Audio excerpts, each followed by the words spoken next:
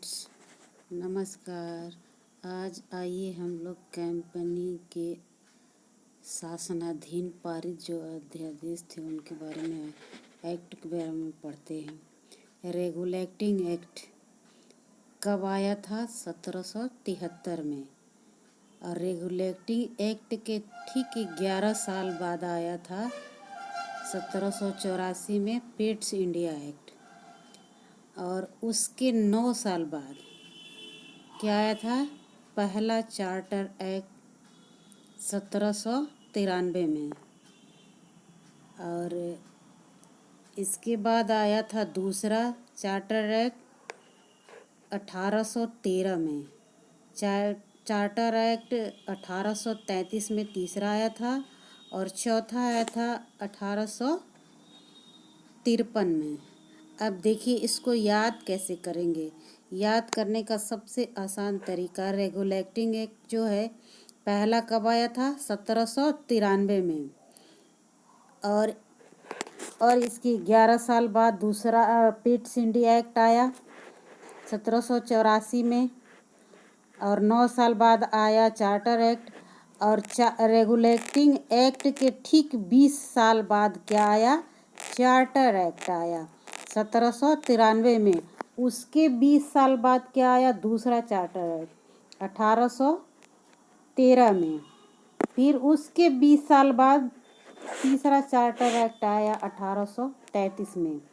और चौथा charter act उसके 20 साल बाद 1853 में आया था।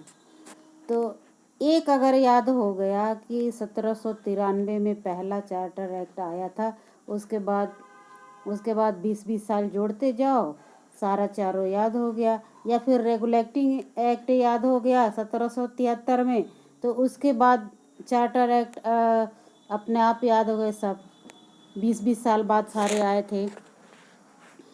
और उसके बाद अब देखते हैं चार्टर एक्ट जब 1853 में आया तो उसके ठीक 5 साल बाद अब किसके शासन में सब ये हुआ? क्राउन जो थे वो उनके शासन के अधीन हो गया। अब इसमें क्या हुआ था कि 1858 का भारत शासन अधिनियम लागू हुआ पहला। दूसरा कब हुआ? 1861 में, उसके 3 साल बाद हुआ। तीसरा कब हुआ? भारत परिषद अधिनियम पहला 1861 में। भारत परिषद अधिनियम दूसरा कब हुआ था? 1892 में। और भारत परिषद अधिनियम तीसरा 1909 में। फिर उसके बाद 1919 में भारत शासन अधिनियम दूसरा आया। पहला भारत शासन अधिनियम 1898 में, दूसरा 1919 में। तीसरा भारत शासन अधिनियम 1935 में तथा लास्ट 1947 में भारत स्वतंत्रता अधिनियम कब आया? 1947 में।